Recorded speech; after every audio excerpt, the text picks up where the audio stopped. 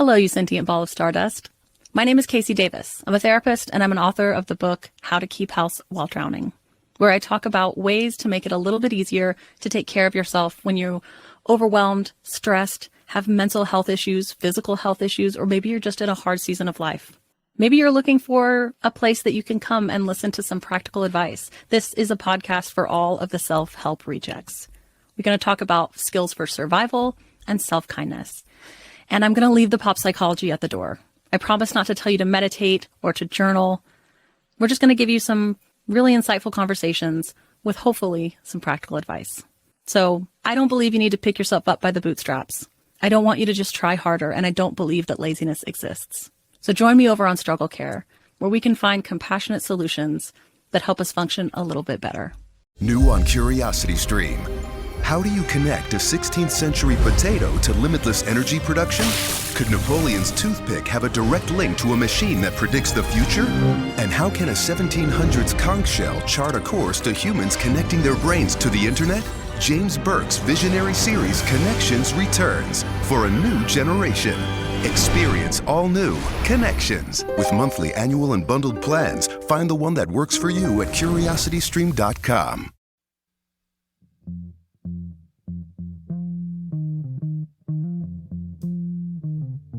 Hey there, thinkers. It's me, your girl, Elena Grace, and you're listening to another episode of I've Been Thinking. So thank you so much for that.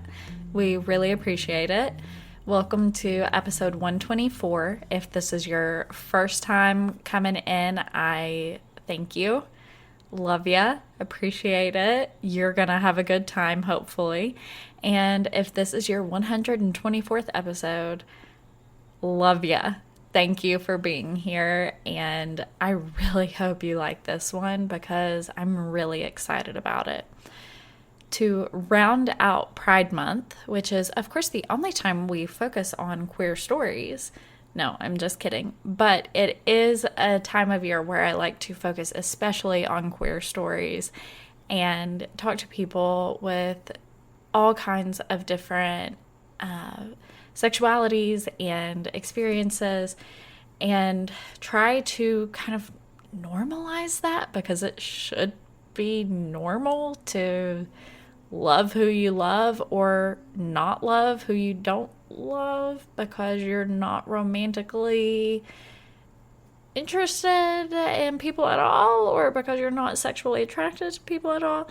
Today's episode's about asexuality. Okay, let's just get it out there. It's about asexuality. It is an episode with my friend Alix, who is a Floridian, who is asexual, and who is technically anonymous on this episode. They have allowed me to call them Alix because it's a pretty nonchalant name. But otherwise, Alix is speaking to you specifically about their particular experiences. So what's important to note here is that while things are being explained to us, definitions and kind of communal agreements and all kinds of things like that, those are being addressed and are being explained. But at the same time, this ultimately is about Alix's experience and their lived experience and what they can tell us about their identity and who they are through that experience. So please be aware that if you are listening and you identify in some of the same ways as Alix does and you don't agree at all, or you can't empathize or can't say you've experienced the same thing, that's okay, because we all experience things differently. And ultimately, I've Been Thinking is always about expanding people's worldviews, highlighting a variety of different experiences and ways of thinking, and examining ideas and critical thought and all of these things. And that's why I bring you episodes like this, where we talk about asexuality and we talk about the many dynamics therein and talk about it being a spectrum, and it's all of these things that I'm really excited about learning about, because that's so fun. That's so cool that we don't have to exist in black and white, and we don't have to exist in these boxes that society creates for us. So, all of that being said, I hope that you guys enjoyed this episode, and I hope that it is at the very least thought-provoking for you. Here's Alix. I'm Alix, or at least that's one of the names I've sort of been dabbling with for a while, kind of mostly like for in-person stuff. I'm 24, I use they, them pronouns, and I'm bigender, bisexual, and most pertinent to this discussion, somewhere on the asexual spectrum.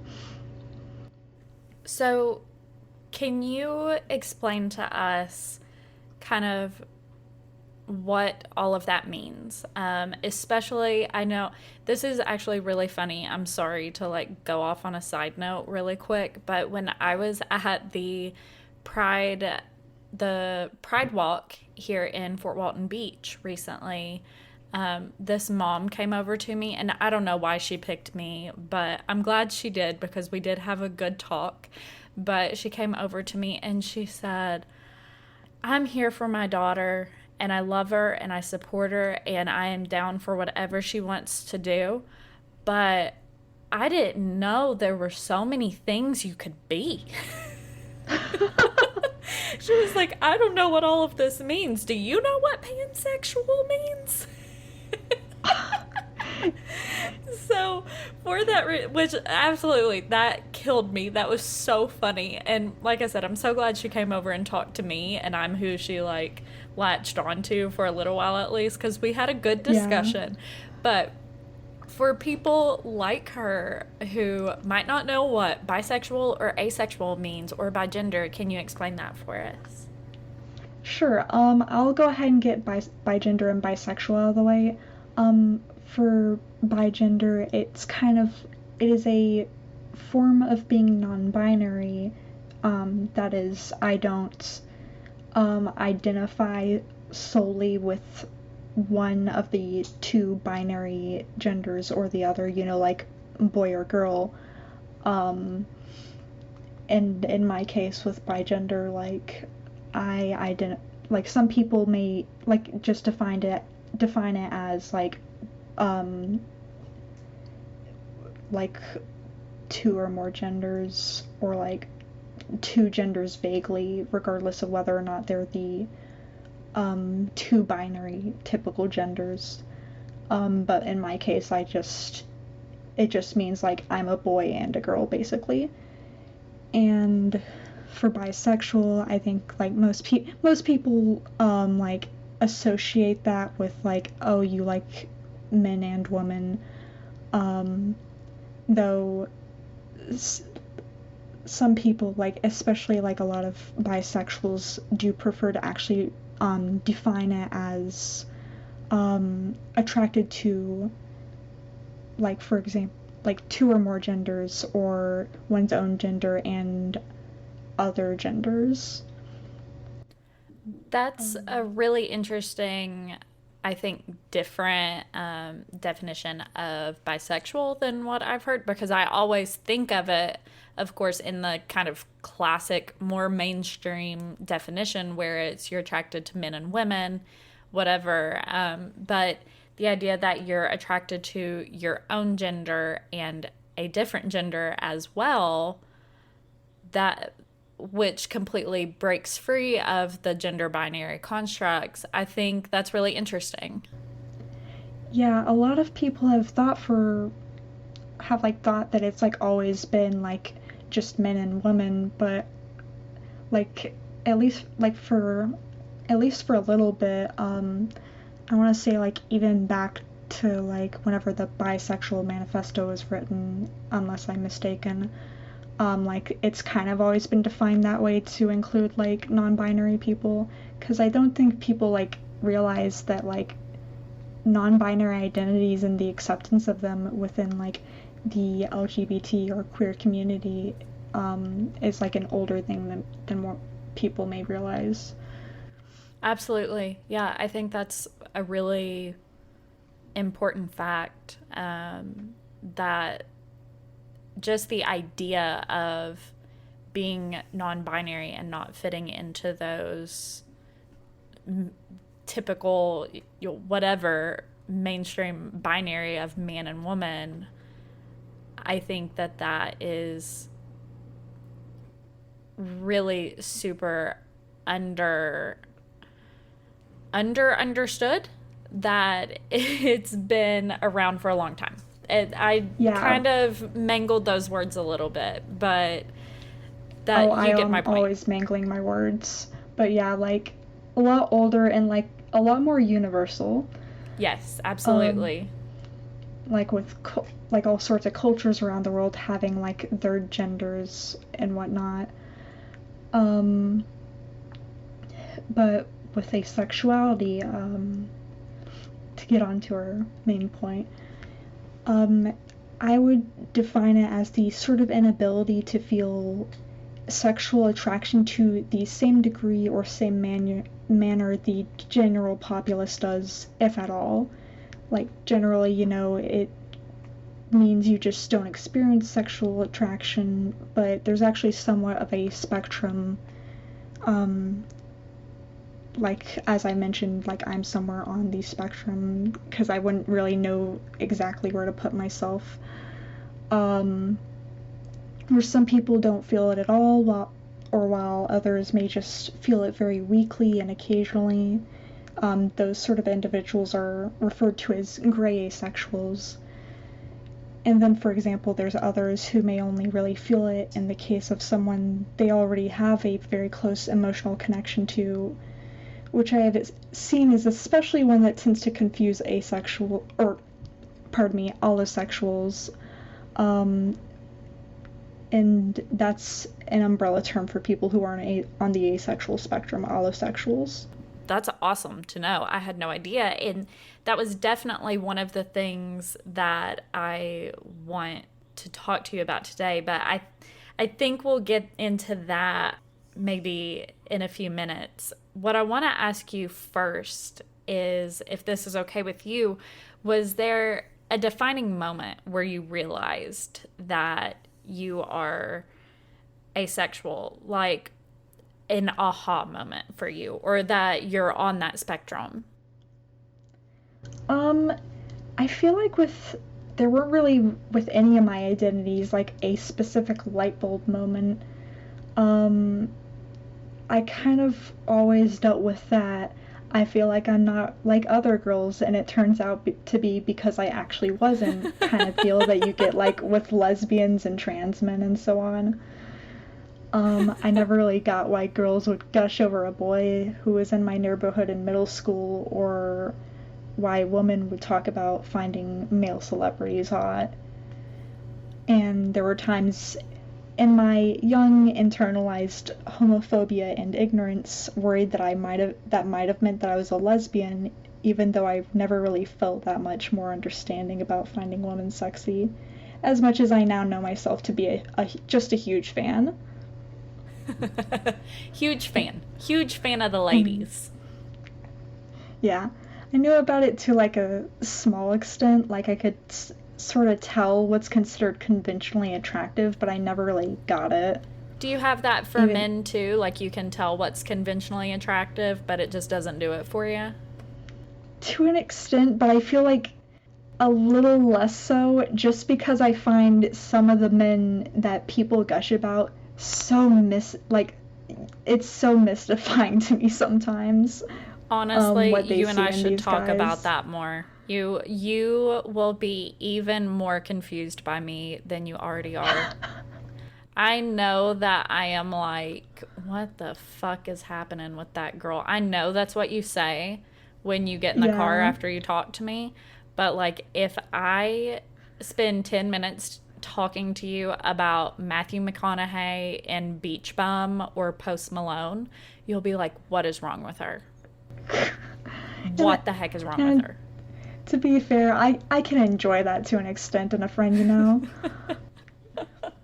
I appreciate that. I appreciate that. I think that that is what has brought us together. I think that is what our mutual friend finds so endearing, is that they're just like, what the heck is wrong with her? Yeah, So, sorry, go ahead.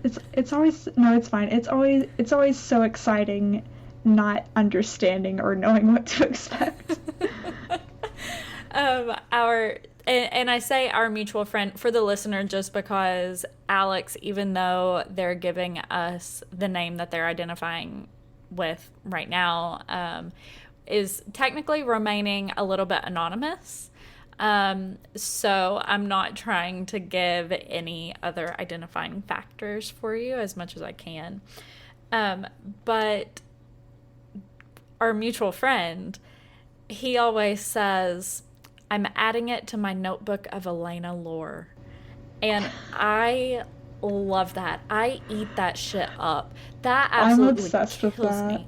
Every time he says it, I'm like, do you really have a notebook? Because I need to know. And I don't know. I don't know. I don't know. He might.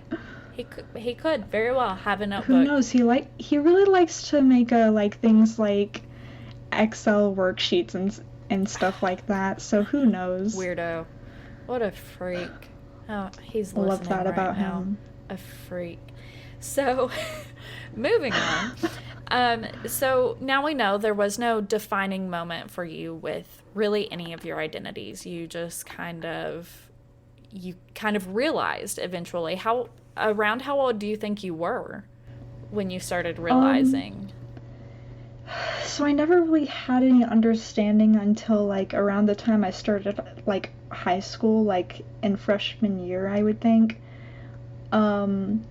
Which is like kind of when I got like a Tumblr after I think about maybe some encouragement from friends. Oh, Tumblr And did it. yeah. Tumblr turned you gay. The gay agenda. So true. Tumblr. Yeah. Chock full of sort of questionable internet discourse aside, lots of at least surface level discussion of different identities, and also like sometime before or after that, I kind of also like learned that being not straight and trans, as an aside, was something that happens to my friends, and therefore was something that would be not perhaps not sorry perhaps not be too terrible to happen to me. I think that is a really good way to say that realization when you're a teenager that, oh, I'm not the only one going through this, my friend is experiencing it, or my cousin is experiencing it, or whatever it is. Like, that makes it more okay because I'm somehow not alone, you know? Right. Like, it makes it feel a lot more normal. Yes. when you see it in like friends that you admire and respect a lot. Yes. And people that you can see at least something of yourself in, whether it's Right. age or life experiences or whatever it is. And I think that goes for a lot of things, good and bad, kind of. You look at your older brother and you say, oh, well, he had a hard time going through this same thing, so that means it's okay that I have a hard time going through it. I know that that's like a totally Right. not necessarily an analogous comparison, but in a way it is, especially when you're a teenager. You know, Yeah, like I get it. all of these things feel so big and so difficult, and if you're going through something that feels so different than what your peers are going through, having just at least one person in your peer group that's experiencing something similar too, I can imagine would have such an effect on how you approach it. Right. Like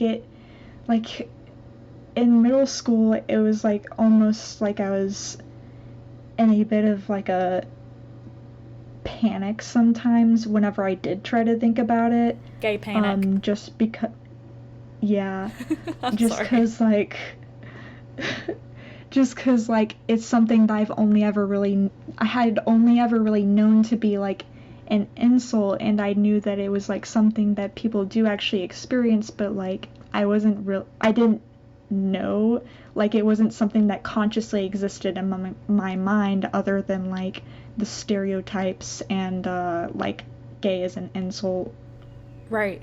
getting thrown around on Call of Duty, World of Warfare. Yeah. Yeah, literally. And that's a lot. I think, even though you are younger than me, we're not that far off, even though I like to pretend that we are. But I think that people around our age, we, a lot of us, at least I can't speak for everybody, but a lot of us are still dealing with a lot of internalized homophobia. Sorry, my Right. dishwasher just beeped. We're still dealing. Dadgummit, there it is again. Oh my gosh. Hold on, let me give it one more. Let's see. Yeah, there it is again. All right. Dealing with a lot of internalized homophobia, and God bless America. And that makes it really difficult when you realize you're queer. You're somewhere on that rainbow spectrum. You're like, Yeah. what is wrong with me? Right. Like, I feel like I was actually super lucky, like, because of the fact that, like, I had that. Oh, sorry, now my phone's vibrating. That I feel like I was super lucky in that regard with, like, finding friends, like, in early high school, like, finding out that they were also, like, LGBT, because I feel like that like kind of helped me skip a lot of that hurdle. Like It was affirming. I see people. Yeah, I still see people like my age on occasion or older who like still struggle with that, and I feel like it feels awful to like see people still struggling with that. And I'm very fortunate that like I kind of came into a lot of my identity a lot faster with more pride. That's amazing. I think it's really amazing to hear that you have pride in your identity and you came into that so soon and so young, because like we said, you're 24 years old. That can still be a really hard time for a lot of people, even though this is something that you've been aware of for, we'll say, roughly 10 years, because freshman year of high school, right around 13, 14 years old.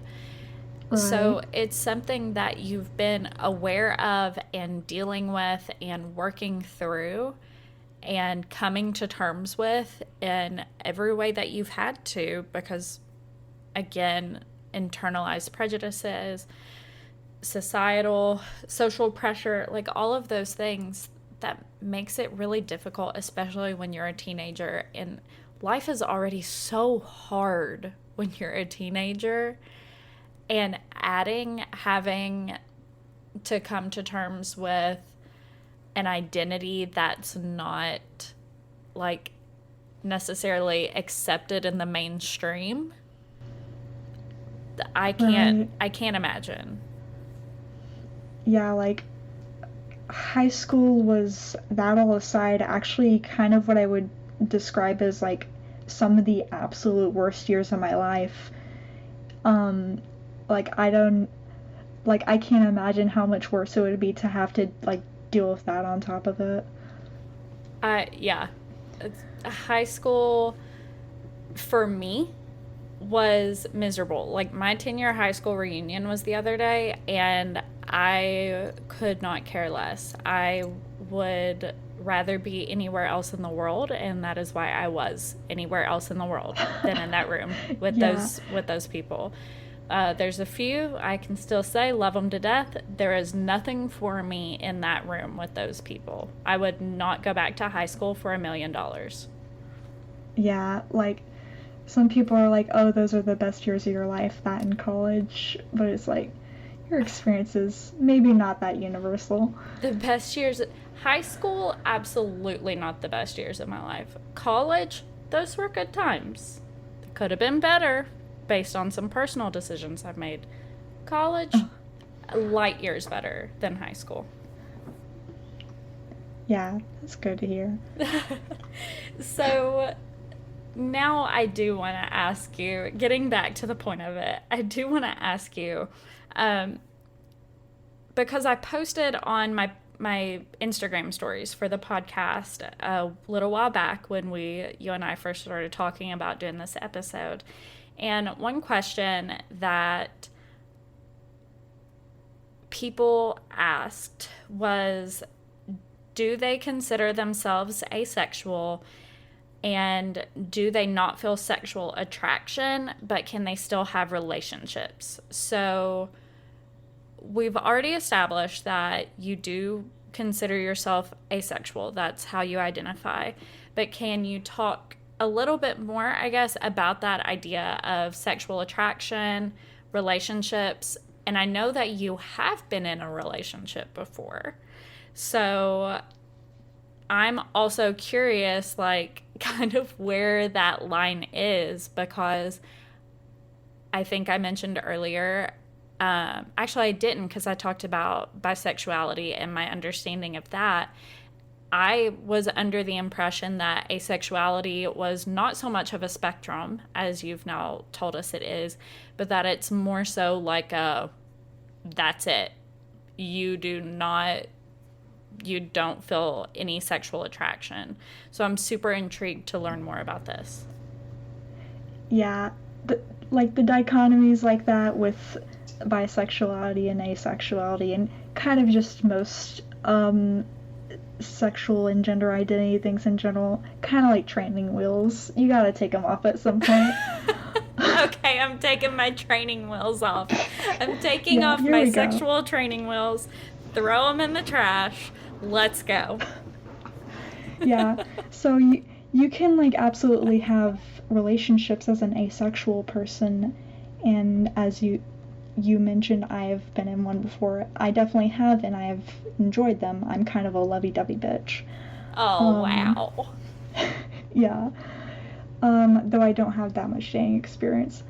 Some asexuals are like interested and some aren't, and like those who are interested, not all of them are interested in like necessarily romantic ones. Some may prefer what are like sort of platonic life partnerships, which are like referred to as like queer platonic relationships, or QPRs, which basically tend to come with the sort of commitments and emotional intimacy, maybe or maybe not sexual intimacy, of a romantic relationship without, like, you know, the romantic part. Makes sense. Like a best friend you want to build a life together with, the way you would a spouse. It's like, especially because we like have a society that is like so built around like having one person that you build your life around, like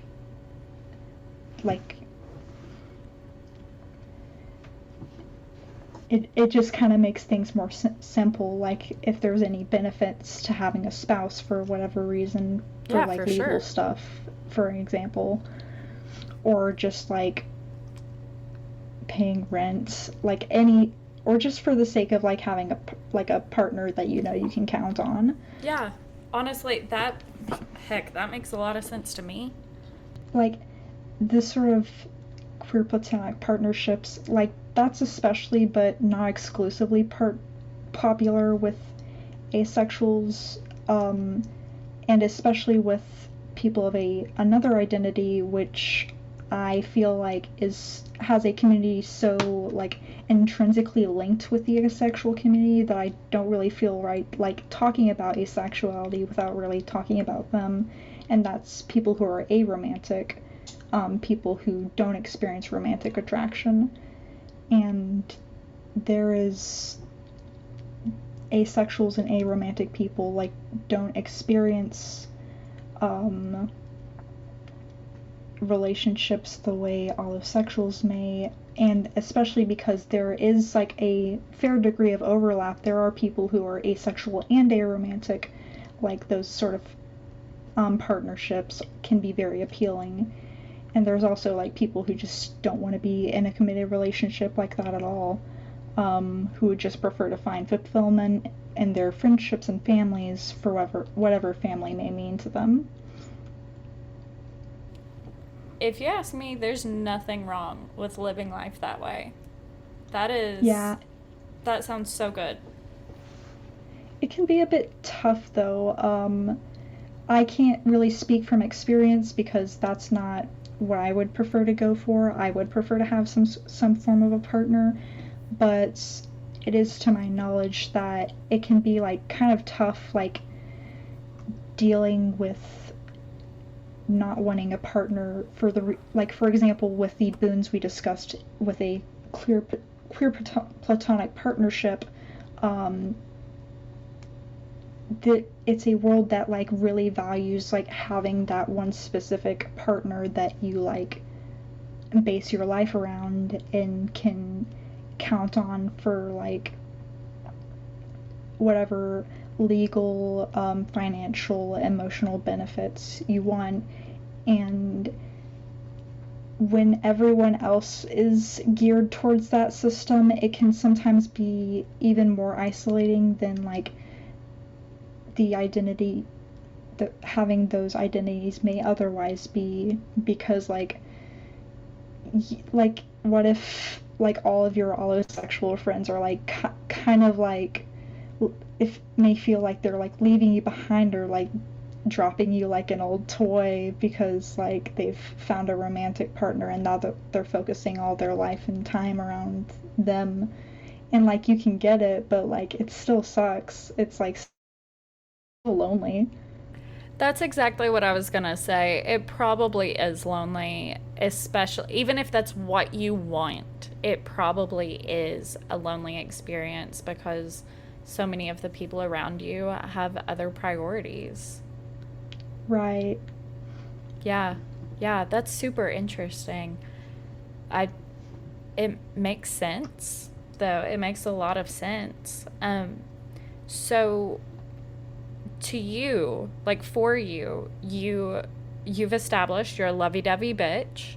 You have been in relationships, so that's not where asexual takes you. Like, and that's another point of clarification, I think, for a lot of people, is that aromantic and asexual are two totally different things. So for you, would you say that you do experience sexual attraction in these relationships that you have been in? Or is that still very conditional even within a relationship? There are some people, I mentioned them briefly earlier, but I think I forgot to like mention them by name. People who identify as demisexual, who like do feel sexual attraction to people that they're like very emotionally intimate with. But kind of in my case, like I would say that regardless, my ability to experience it is very limited. It is limited even more so when I am not emotionally connected to that person very deeply. But like even when I am like very in love with someone, my ability to experience that attraction is very little or even none as far as I could tell. And it's kind of hard to tell sometimes. Yeah. Yeah, okay. I feel that. So you personally, you just don't feel it, basically. Right. In general. Yeah. Like, it's kind of hard to tell. I think I was gonna touch on this earlier, but forgot to with, when I, realized it. It's kind of hard to realize it, especially if you don't know about it, because it's hard to understand what it's like to not have something immaterial like that if you don't know what it feels like to have it to begin with. Oh. And like, yeah. And on the flip side, like, some people like struggle to understand asexuality because they don't know how to differentiate it from sexual attraction because it can be so intrinsically linked in their like life experiences. Oh. Yeah, so it can like feel really one and the same. Yeah. So, okay, so asexuality and sexual attraction are not the same. Or the lack thereof, I guess, are not the same. Did I get confused? I may have confused you. I'm confused myself. No, it's okay. I think you confused me. We both know it's easy to do, my friend. So I'm also quite easy to confuse, so you know. Maybe. We can be confused together. I love that about us. Yeah. But like, basically just like, it's like you don't experience sexual attraction, but because you don't know what it's like to experience it, it's kind of hard to tell that you're missing it to begin with. Yes. Okay. We're going to leave it there. That makes a lot of sense to me. Just I always try to like come up with something else to help relate it to another person, right? So, right. Like, you can't feel not hungry if you've never been hungry before, if that makes sense. Right. It's kind of the same thing. And like, if you can see color, like, you know you can see color, or like, but like sometimes like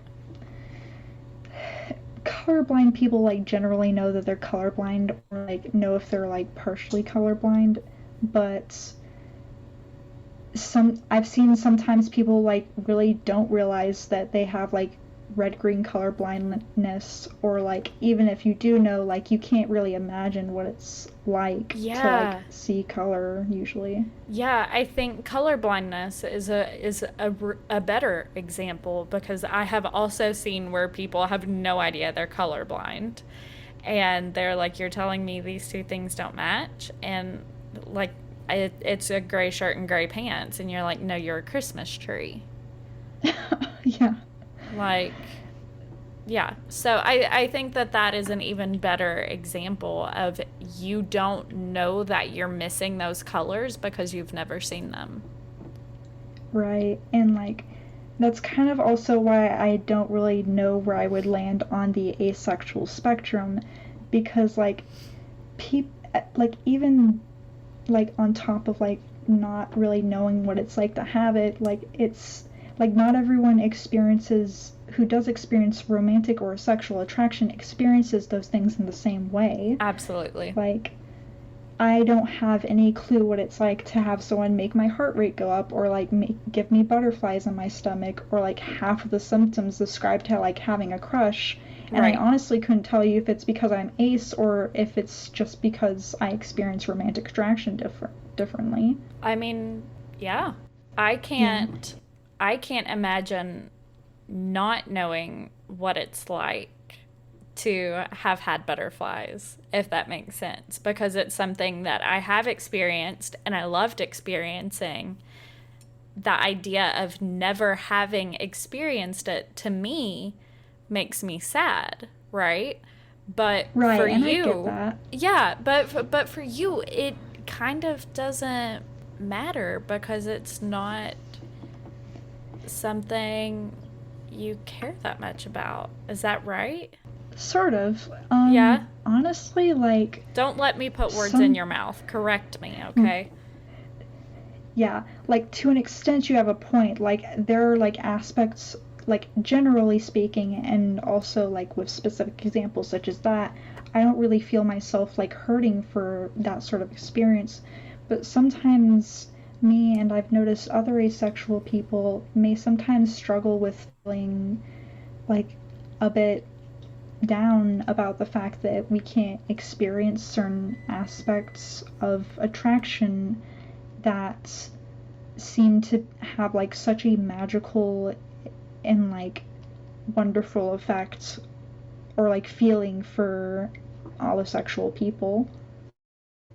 In like similar case with how I imagine with how aromantic people like may feel about how people who can feel romantic attraction, like I may not know what it's like to feel it and thus may not really be hurting for it and like hurt for those fine details or anything or really want them for myself, but I can sort of envy for the like joys of them, if that makes sense. Yeah, absolutely. That does make sense.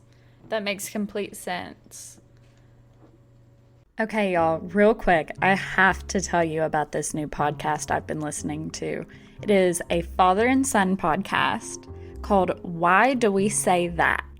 And it's really fun because they discuss the etymology and history behind everyday sayings and words. So, like, really interesting stuff. It's perfect for the kind of person that we are, thinkers, where we like to learn things and we have lots of questions. So then at the end of each episode, they play a fun game with a guest a lot of the times. For example, in season 1, it was a game show called Word or Not a Word. And in season 2, they're playing the world famous game show, What Word Am I? And let me tell you, I thought I would be better at it.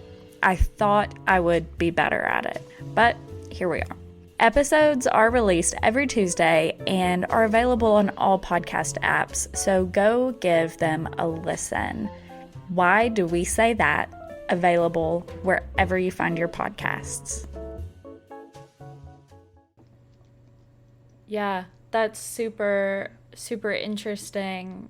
Just because you've never experienced it, just because you've never seen those colors and maybe you didn't even know they were missing, once you're aware that they're there, you kind of wish you could see them at least a little bit. Or you kind of think like, I wonder what would be different if I could see them. Or yeah, though I will say it might at least to a good extent be like just like contributed to by the fact that like it does cause us to have like gaps in understanding or compatibility with a lot of the world or like interest. For sure. Like, yeah. Yeah, because as you said, the world is in so many ways built upon these ideas of having a romantic partnership. Like so much of it is built on that you kind of feel like that, or you might feel that that's an experience that you can't have in the way other people do. So you get a little FOMO from it. Yeah. Just like pretty much exactly. Yeah.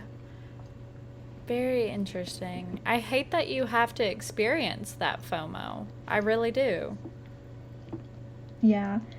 Lately it hasn't been that difficult, but like sometimes I can like get kind of down about like the sort of struggles that like can be experienced like being an asexual person who does want to have a relationship and the sort of complications that can introduce. Yeah. So I think that this kind of starts answering another one of my questions is, do you ever feel like your life has been negatively affected by being ace? And I don't know that you would call that a negative effect inherently, but just that kind of it getting you down and having that FOMO every once in a while and that kind of thing. I would think, like, if I were experiencing those emotions, I would call that something of a negative effect. Right. Like, it doesn't feel great. Like, even if you don't dislike being asexual or, like, you're even proud of it, it can still kind of suck a little. Like, specifically in talking about, like, things like ways that my life has been like negatively affected and by being ace. Like relationships can be like kind of difficult when you're asexual. I'm not really sure how in depth to go on this because a lot of it ultimately has to do with having sex or like the concept of wanting sex. I mean, go as deep into it as you feel comfortable and as deep into it as you'd like. Yeah. All right. So like even when I feel like positive about sex, I'm never really as gung-ho about it as like a lot of allosexuals appear to be.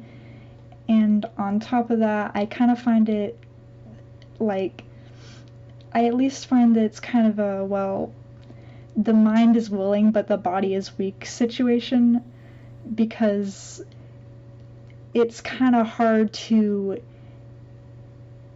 participate effectively when your body doesn't really get those sort of reactions to stimuli.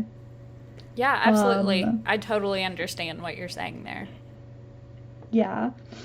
And yeah, it's difficult to like get anything out of the stimuli that makes it work for everybody else. And especially me, because for me, because as an aside, I also have ADHD, so it's a little easy for me to get distracted and bored.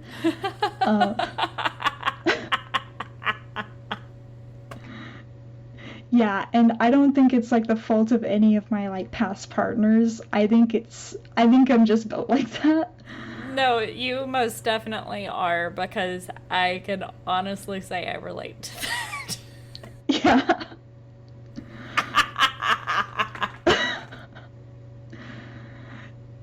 Yeah. Oh my gosh. Like, I think I was gonna say something else regarding the whole mind is willing but the body is weak sort of thing. But I distracted you. I'm sorry. No, it's fine. Even before you cut in, like, I was, like, struggling to remember it, because I just, like, again, the ADHD, like, will, like, I will forget what step 2 is because I am busy doing step 1. I get that. Adam says that I'm Dory. He's like, Elena, you just set that down. How did you forget that it wasn't in your hand anymore? Like, what is wrong with you? I have had frequent experiences forgetting that where things are while I'm holding them. Yeah, exactly. So, yeah. I totally get it. And it's definitely something that I have to work on a lot for the show, like focusing on what people are saying and not completely losing it.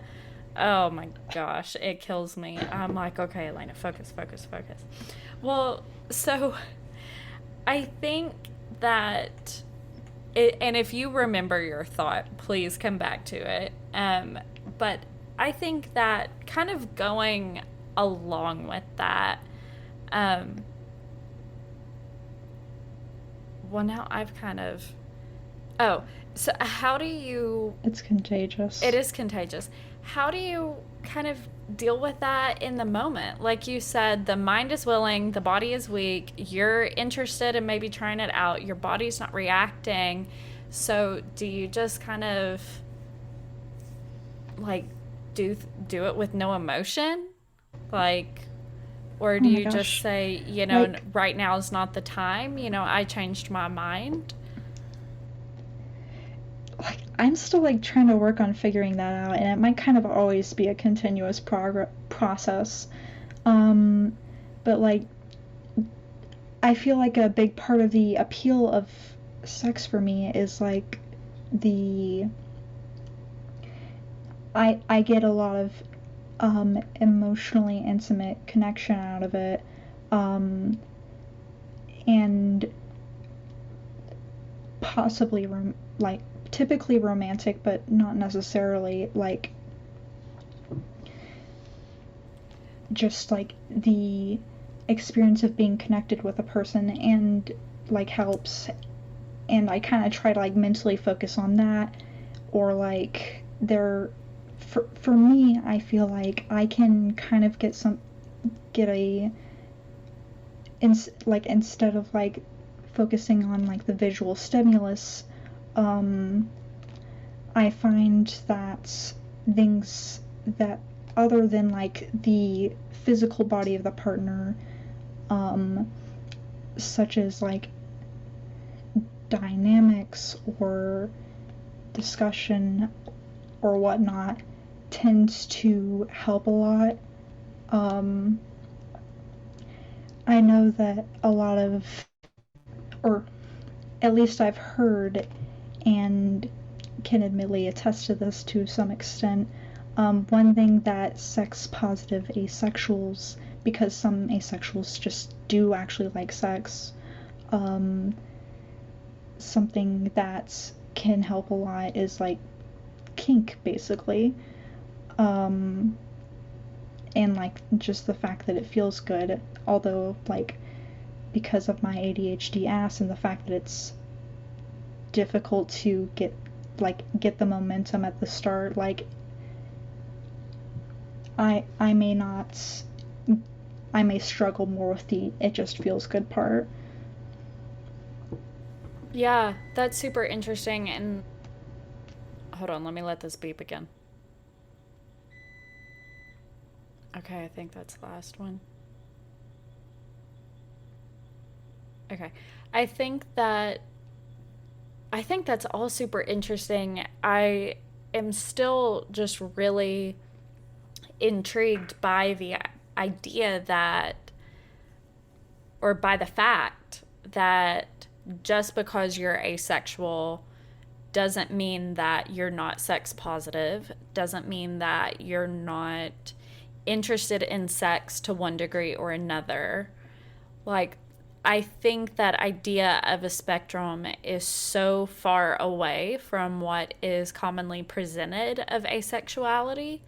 And personally, one thing that was really interesting to me when I was told that you are asexual, right, is that I knew you had been in a relationship before, and I knew how much that person that you were in a relationship enjoys sex. And so Right. I was like, hold the phone. And I never asked anybody. And then this opportunity presented itself. And so I was like, I'm going to learn so much. But I was like, hold the phone. What the heck happens here then? So this like new understanding for me that you can be asexual but still feel like romantic connection, obviously, but you can also still feel some kinds of sexual inclination. Like, I think it's super interesting. I think every day that I find out more and more about the spectrum that is existence and not just the binary that people want us to fit into, the check boxes that society wants you to fit into, it is more and more fascinating. Right. Like, humans are so incredibly variable in just about every single way, and I think that's kind of what makes humans as a species so beautiful. Oh, absolutely. Absolutely. All the differences, all the diversity, and all the similarities within those differences and diversity, because there's so much that we can all cling to and find the same with one another, I think. Right. So, I'm going to skip a few of our predetermined questions, if that's okay with you. And I want to ask you this. Do you personally feel like you're a part of the LGBTQ plus community? I personally do believe that aside from the whole bisexual and bigender thing, that like I do belong to the community as an asexual person, and that asexual people do belong to the community. And I know that some people think that we don't because we aren't like really systematically oppressed in the same way that other identities are. I would argue that we are, even if it's even if a lot of it has to do with the intersectionality of our asexuality with other minority identities. But I feel like it's important to include ace people because we do have our own struggles, even if they are, even if a lot of them have to do with like overlap, such as, for example, the struggles and threats that lesbians may face with men who feel like they're entitled to women's bodies. They feel just as entitled to an asexual woman's bodies, and like the toxic masculinity that a asexual man may struggle with the whole expectation that and almost demand that men act as very sexual beings, very sexually driven.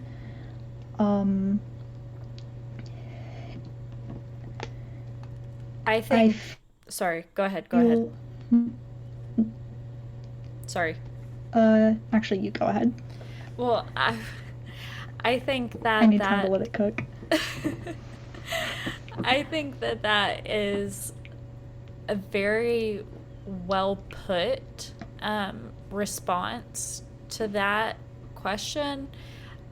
I asked that question because, as you already addressed, I have seen in some places and heard from some people that aces sometimes get excluded or should be excluded, or just that they feel excluded, right?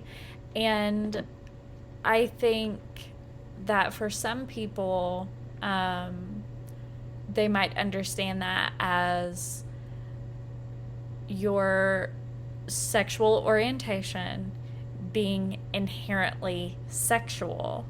And so, in the inverse, like not having a sexual orientation kind of is like kind of the idea. Like being asexual is kind of like the opposite of having a sexual orientation, right? Like it makes sense that they're not included in the LGBT alphabet soup. So this is like all things that I've thought about in trying to figure out why people would want to exclude the asexual community spectrum, whatever, from the greater LGBTQ community. Right. So one of it is, I feel like, kind of, if I'm being blunt here, I feel maybe a little bit of oppression Olympics. I have two kind of interesting points on it, which is that one, some people, as you have previously discussed on some like I think one of your previous Pride episodes with a guest, feel like the T should be dropped from LGB because it's about sexuality. But I think historically and realistically, the group isn't just formed because like of the sheer commonality of like what it is. It's more about it is formed more as an alliance from people who struggle in these similar areas of gender and sexuality, which are one pretty much intrinsically linked. Like I feel like most people who have one tend to have at least a slightly non-standard relationship with the other. But where is I going with this?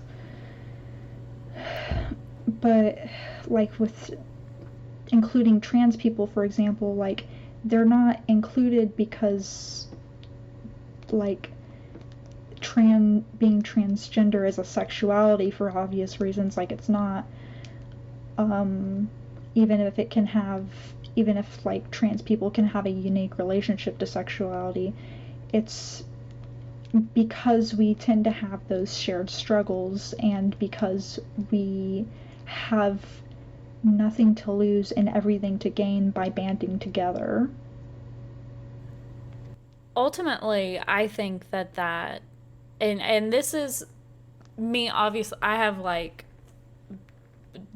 minimal claim to any rights to say anything about this, but as a mostly straight person, but I think that ultimately that's the point, is how much more you can gain by banding together.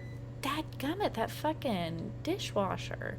If I were to get up Right. and open it, it would quit, but I can't get up because I'm enjoying our conversation. Hold on. That was 3, 4, and then I think it hits 5, and then we're good for another like 15 minutes. Okay. Yeah, So, I think you have. Oh, that was 5. And we are gonna have to wrap up soon because it's starting to thunder, and that's awful for the sound. oh gosh. Yeah. Anyway, point is, I think that there's so much more to gain from banding together, from being a community, and from from helping each other and lifting one another up. And that idea of oppression Olympics that you brought up, that's something that I have definitely experienced, and it makes me kind of emotional, honestly, and I wasn't expecting that. But now as I'm like talking about it, I'm just thinking about how many times in my life um, it has been an oppression Olympics moment where people say, well, I'm from a very rural part of eastern Kentucky, southeastern Kentucky, very, very rural area. And people say, well, I don't know why those people get special treatment. We've got it bad here too. Just Right. because those people have it bad doesn't mean you don't. And just because those people get help doesn't mean you don't deserve it too. So, in the same way, I think that, in my opinion, from myself having experienced similar things, you don't gain anything by pushing other people down.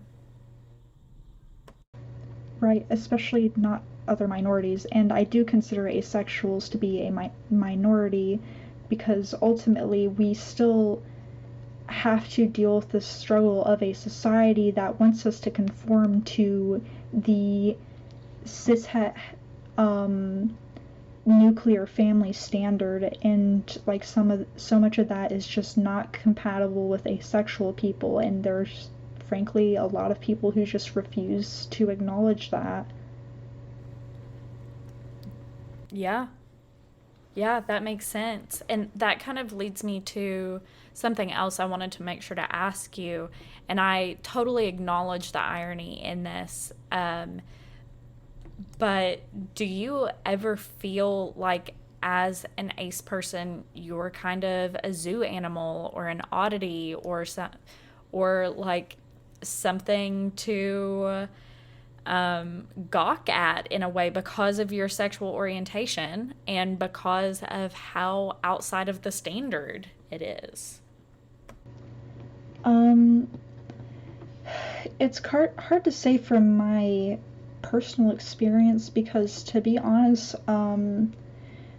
I've basically been out for like some time since middle school, like pretty much across the board.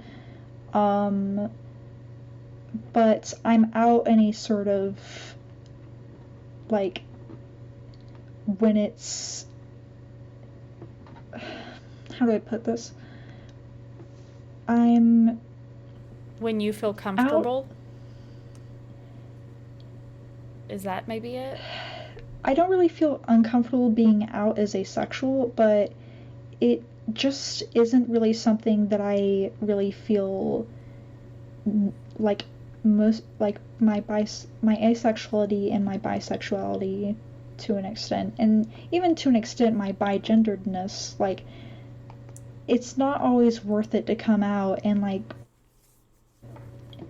the sense that like basically every time you meet a new person you have to decide whether or not you're coming out to them. It's kind of a continuous process actually. Oh, for And sure. like sometimes it's just not really worth it to bring it up, or kind of may not just feel relevant.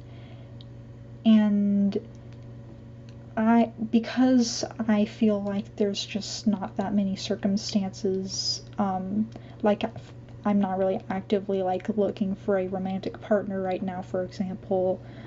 um I just, and like I admittedly, due to various complications, am not super a very super vocal or strongly participating member of the LGBT and asexual communities. Like I just end up not like talking about it that much, or like about my own experiences that much. This is actually something that's pretty unusual for me, because I I'm the sort of person who doesn't even like usually make their own like comments or posts on social media. I'm really grateful that you have gone out of your wheelhouse like this to have this conversation with me because, like, I think we said this before we were technically on the air. Um, I think that this is a really important experience to explain to people. And honestly, it makes complete sense to me that even though you're out, you don't feel like an oddity or you don't feel like a zoo animal or whatever else it was I said, because you don't bring it Right. up in every conversation because you don't feel it's necessary. And I think that's totally fair. And I think that's probably a very healthy way to go about that. And I'm not saying that bringing up being gay or being a lesbian or whatever in conversation with a new acquaintance or whatever can't be relevant, because it absolutely can. But I don't say, yeah, I'm straight when I meet somebody new. So Right. I think that even though it is a part of your identity, I can't blame you for not bringing it up and coming out again in every single conversation, because frankly, you shouldn't need to come out in the first place, kind of. Like, Yeah. I don't dislike announcing my identity, and in the few situations in which I have discussed my sexuality, or more likely and more frequently my gender identity, I've found that they thankfully tend to go pretty well, which is a little surprising as a resident of Florida. yeah, no kidding. Um, yeah. Um, but yeah, I also note that this is like kind of, I'm getting the impression that this is like kind of a, not an uncommon like strategy for like people, like some like it's just not always like worth it or meaning, or like meaning, even if your sexuality or your gender is a meaningful thing, it's not always necessarily meaningful for some people to like point it out in certain situations. Right, right. I have also learned that. I have seen that firsthand with friends and family who are gay men or who are bisexual or whatever, and it it doesn't come up. And that's okay too, because it Right. really doesn't matter. Like, it does, but it doesn't, you know? Mm-hmm. Yeah. Yeah, it matters, but it's not something that's you need to have dominate your existence. Yeah. Even if it's so intrinsically linked to so many things with your existence, it doesn't need to be the consistent elephant in the room, and it shouldn't have to be. Yeah. And it basically just typically isn't always practical to, like, or meaningful for some people feel to, like, bring up their gender and sexuality. Well, I think that... Oh, big thunder. I think exactly what you said. It isn't always worthy or meaningful to have it consistently be the elephant in the room. Right. Because it shouldn't be an elephant in the room, and it's not always relevant to have that elephant in the room. Right. Like sometimes it's like, yippee, I'm bisexual, but like a lot of the time it's like, I'm bisexual, so what? Exactly. Like I'm trying to get a hoagie. That has nothing to do with that right now. I'm at Subway. Can you calm down? Yeah. Oh my gosh. Yeah, so like if the cashier mans me, maybe I don't care in that particular instance. Right.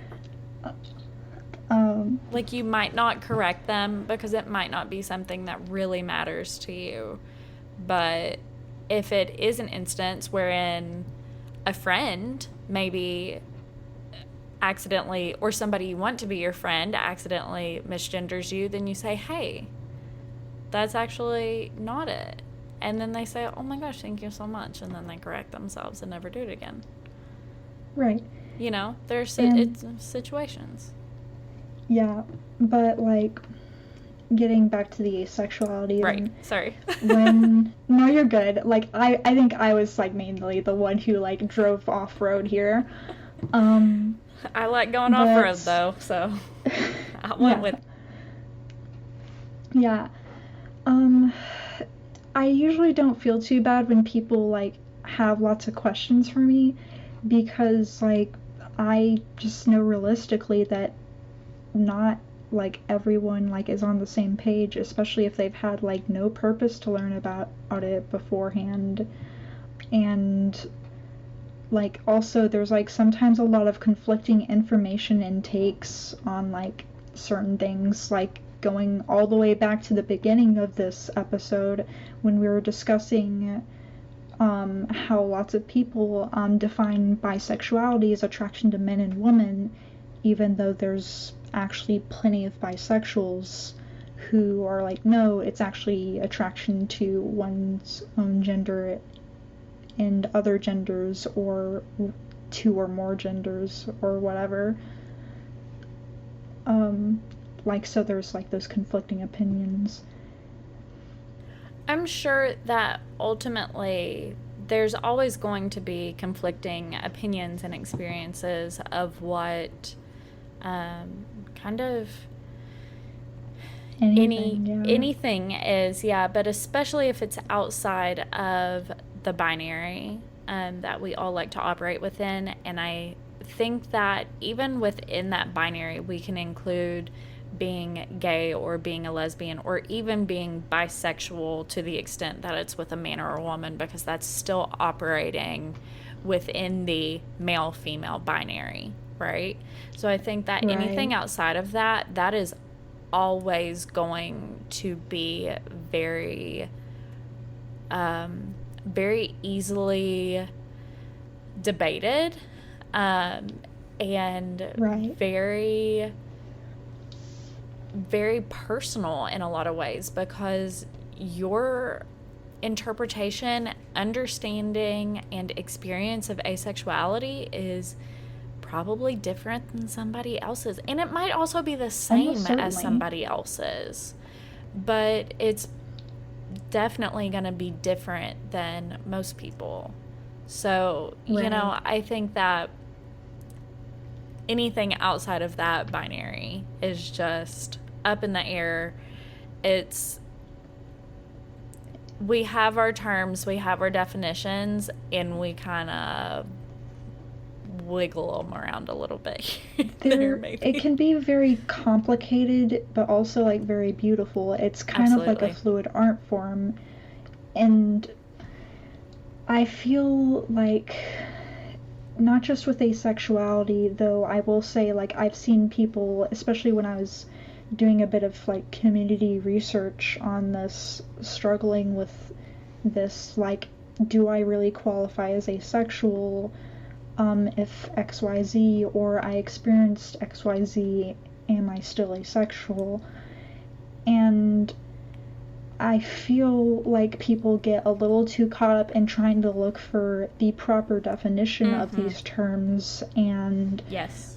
whether or not they fit into these terms. But something I kind of wanted to like really emphasize, just speaking about not just asexuality but about gender and sexual identity in general, is that people, especially younger LGBT folk, tend to kind of like lose sight of this and focus too much on sorting themselves, or even worse. And like, I've thankfully not seen this because I'm a little good about curating my online experience, but I've definitely heard a lot about it, like classifying each other, like, or like trying to sort each other, like tell each other what labels fit us best, or fit others best, like we're trying to classify a species of animal.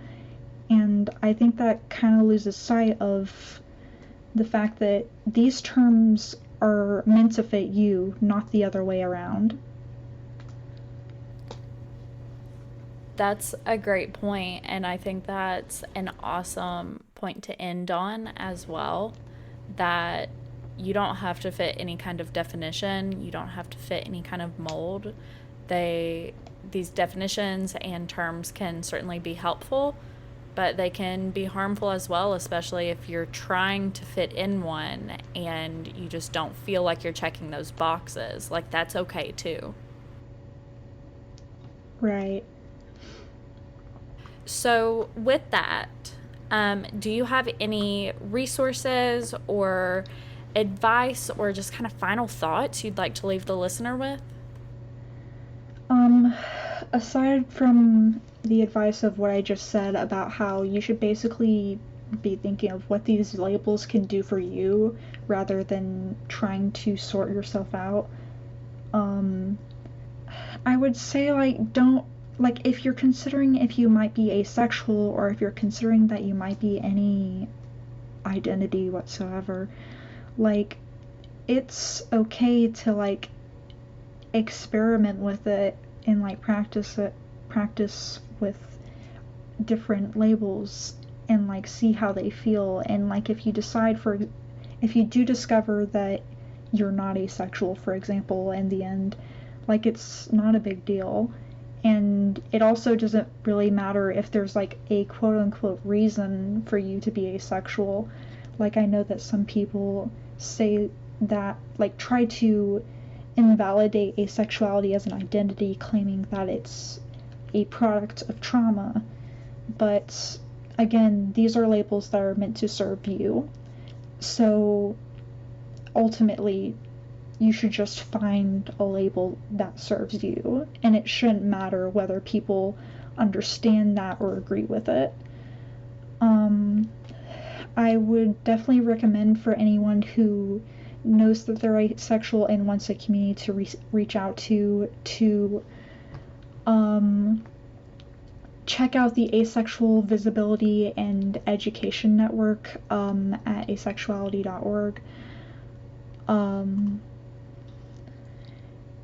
as well as just like maybe look, like, depending on what sort of social medias you may like to use, like, just like look into like, for example, if you like Reddit, like look into one of the asexual or asexuality subreddits. I think that's the term. or like if you're on Tumblr and you don't have a lot of like asexual people you follow, like you can either look for people to follow, or like just at least like maybe follow the asexual tag. Like it helps a lot to like just see that you're not alone, and like to get to hear other people's experiences and like see how you're similar.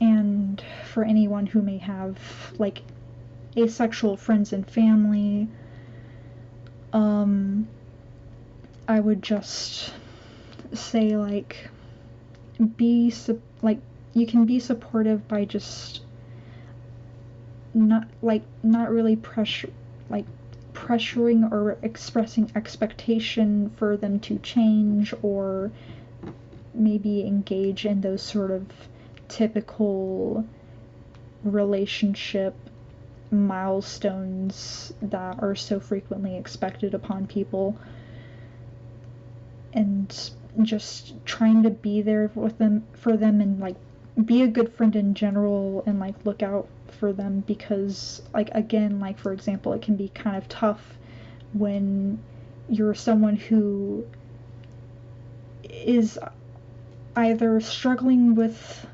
relationships because they tend to have a lot of issues with mismatches of wants and expectations, or they just aren't interested in relationships at all.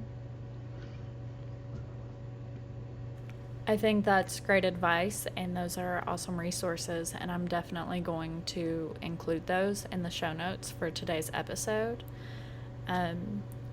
I think also, personally, something I always like to add on is that you are perfect the way you are, and that you don't have to fit any kind of mold or any kind of definition or check any boxes. You can be who you want to be. You can experiment and you can figure that out, and it's okay to not know who you are, because it takes some people a lifetime to figure it out, and some people never do. And that's okay too, because the learning and the exploring and experimenting is also very important. Right. And sorry to keep going, but Don't be.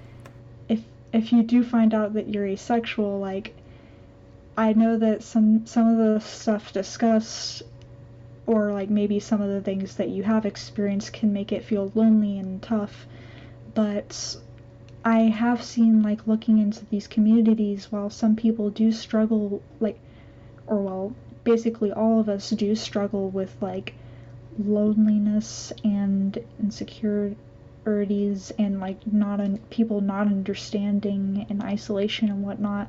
There is a lot of beauty in the community, and, like, people do have, like, fun and joy, and, like, with some people, like, even like relief with like the community and like embracing their asexuality, like just with other identities. It's not just a struggle, it's also in a sense kind of a beauty to have. I think that is a really awesome addition. Thank you for that, Alex. And Alex, thank you so much for being here, for coming on this episode, and for having this conversation with me and spending time with me, because I really do appreciate it. And hopefully it has been something new and informative for the listeners, and it's been something that can maybe expand somebody's understanding of the world and of other people. Right. Like, I mentioned to you before we went on air that I was feeling pretty anxious about doing this call, because it's not something I usually... Sorry, I think my cat's using the scratching post. No, it's okay. I'll wait for her to stop.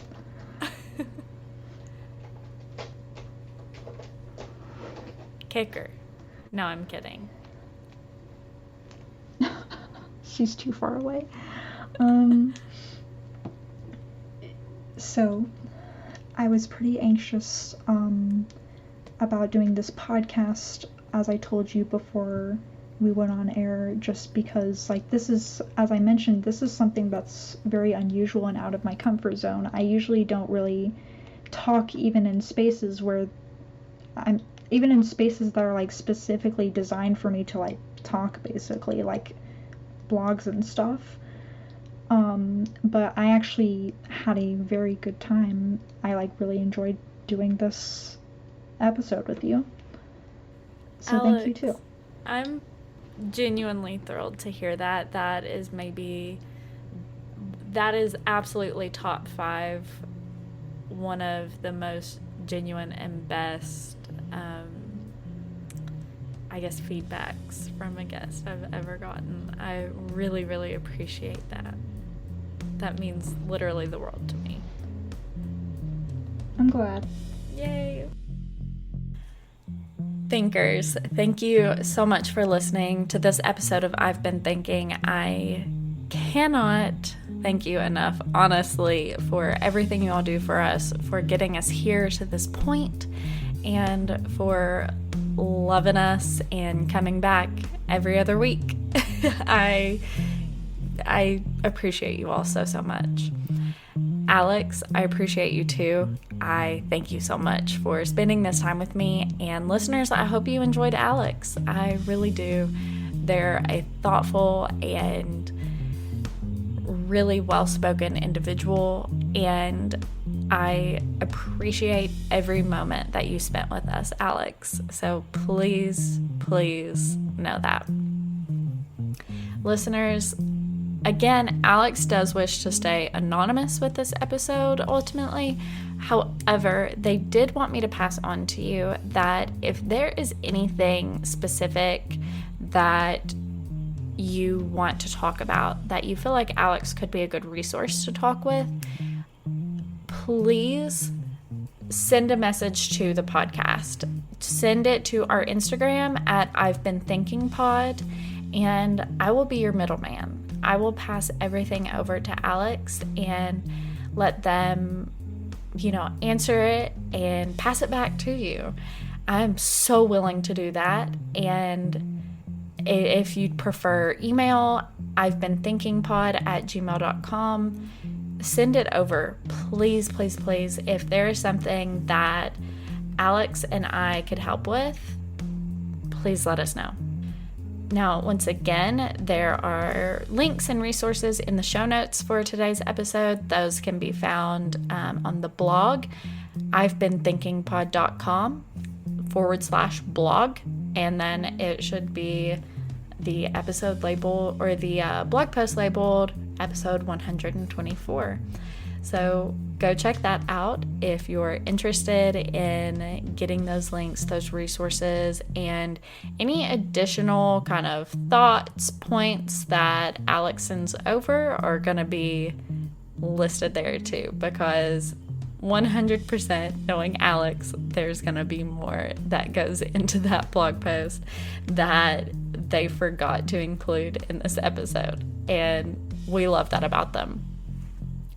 Now, as always, guys, once again, make sure you're following the podcast at I've Been Thinking Pod. Check out the website, ivebenthinkingpod.com, and check out the Patreon, patreon.com/I've Been Thinking Pod. We are really excited. We're working on new content for that, so stay tuned. And there's actually definitely going to be a new Patreon exclusive episode on there.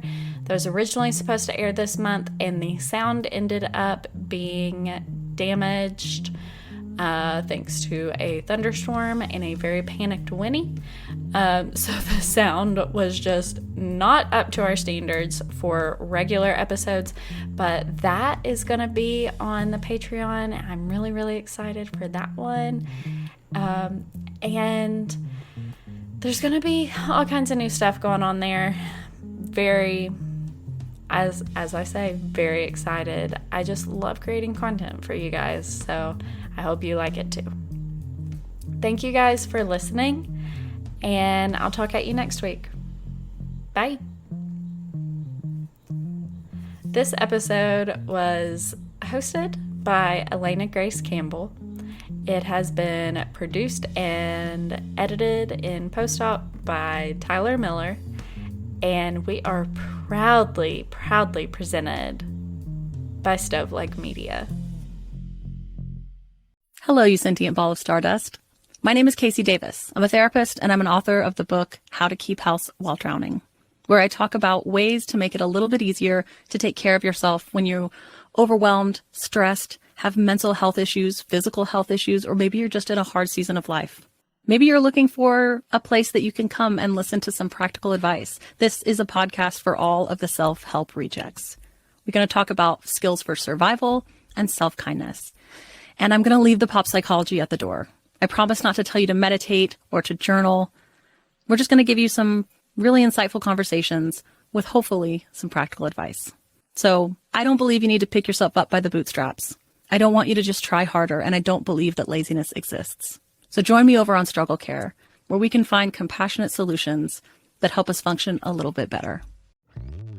Hello, saver. Whether you're saving for that trip to the tropics or saving for an emergency, now is the time to take advantage of Wells Fargo's savings options. Wells Fargo offers savings accounts that can help you save towards your goals. So, what are you saving for? Visit a Wells Fargo branch or wellsfargo.com/save to open a savings account today. Wells Fargo Bank, N.A., member FDIC.